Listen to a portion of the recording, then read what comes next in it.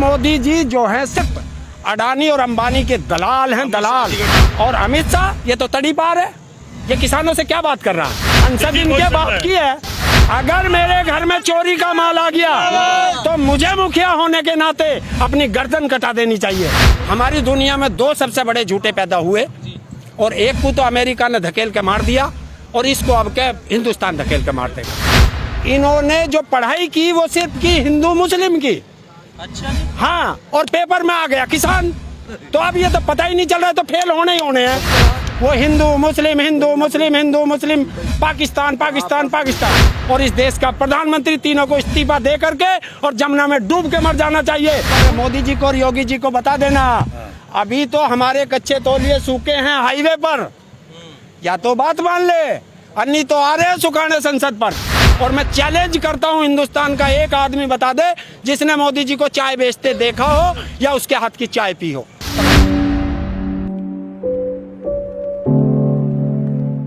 2013 में इसी जगह राजनाथ सिंह आए थे किसानों के बीच, जब वो विपक्ष में था, और उसने कहा कि मुझे पता नहीं चला कि मेरा किसान धरने पे बैठा है। और अगर राजनाथ सिंह ने कहा कि अगर मुझे पता चल जाए किसान धरने पे है, वो किसी भी पार्टी का है, संगठन का है, मुझे कोई मतलब नहीं, मैं सबसे पहले उसके बीच में जाऊंगा। मुझे तो ऐसा लगा राजनाथ सिंह, जो मोदी ने विकलांगों को दिव्यांग नाम दिया, वो राजनाथ सिंह वो दिव्यांग हो गए हैं जो मूक बधिर भी हो गए हैं और ब्लाइंड भी हो गए हैं। अब उन्हें नहीं दिखाई देता यहाँ कौन बैठा है। आप तो उल्टा करे, बाबा कह रहे मोदी जी की नहीं सुन रहे। वो कौन मोदी जी की नहीं सुन रहे? कौन नहीं सुन रहा मोदी जी की? अरे जब वो बोलेगा, बोलता ही तो नहीं मोदी जी। मोदी ऐसा है, पहले हमने एक प्रधानमंत्री चुना था, 10 साल रहा, इन्होंने उसे कहा कि ये बोलता ही नहीं है, गूंगा है। फिर हमने चुना दूसरा, तो ये बंद ही नहीं होता। लेकिन जब असली जो मुद्दा है वो ये है कि इन्होंने 6 साल देश पे जो राज कर रहे हैं, 6 साल से इन्होंने जो पढ़ाई की वो सिर्फ की हिंदू मुस्लिम की। अच्छा जी। हाँ, और पेपर में आ गया किसान।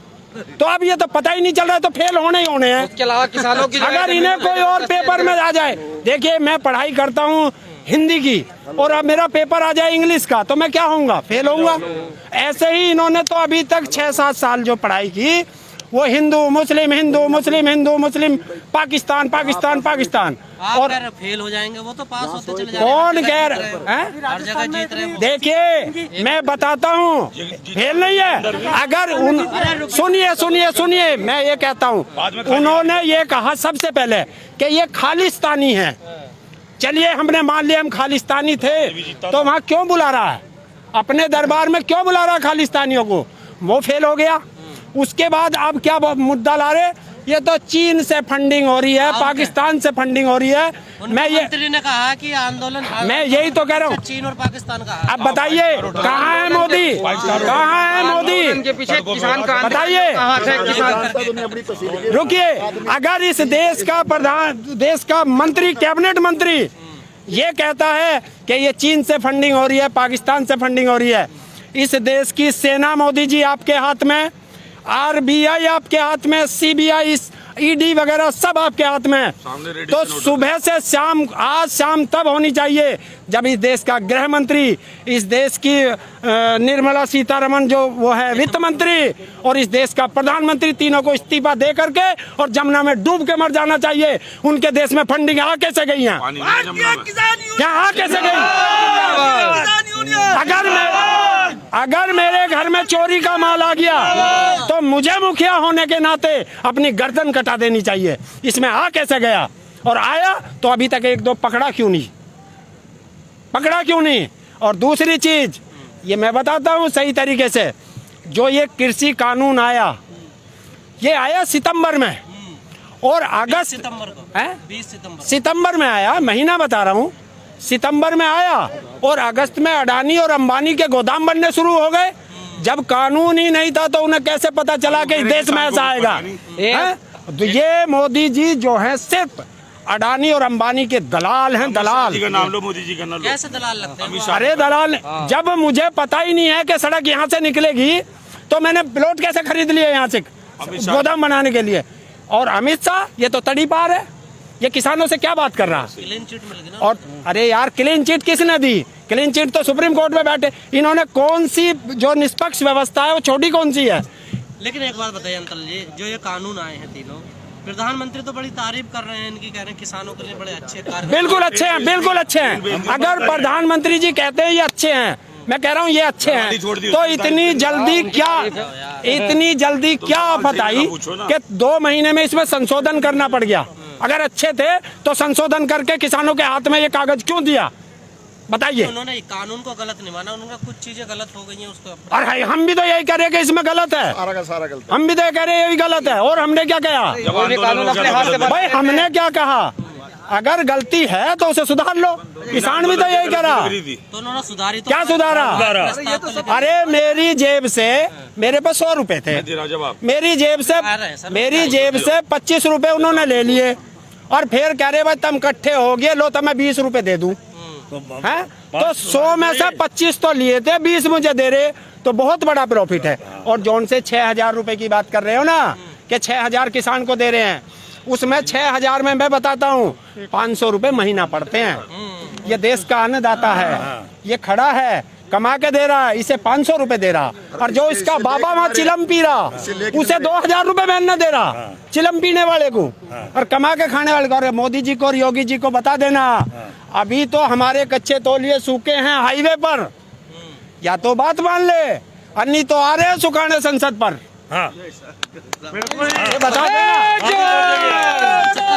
संसद में भी पहुंचेंगे हम। संसद इनके बाप की है, इनके बाप की है। संसद हमने बनाई, हमारी जमीनों पे बनी, हमारे टैक्स से बने। और सुनिए, संसद में तो कानून बने, कच्चे न कर कैसे सुखाओगे? क्यों? इस हाईवे पे तो गाड़ी चले, देख चला दे, हमारे सूख रहे कच्चे बलियान।